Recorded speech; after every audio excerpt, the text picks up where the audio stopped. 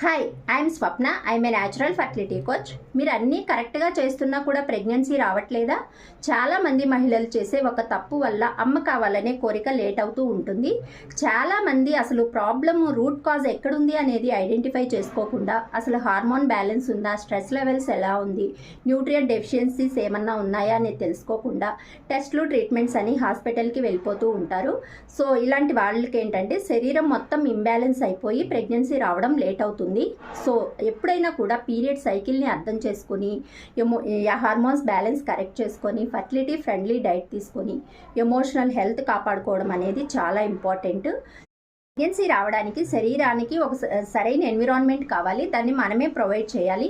So ఈ చిన్న mistake వల్ల అమ్మ కావాలనే కలను దూరం కానివ్వకండి. ఈ రోజు నుంచి అసలు మీ రూట్ కాజెస్, అసలు ప్రాబ్లం ఎక్కడుంది అనేది ఐడెంటిఫై చేయండి.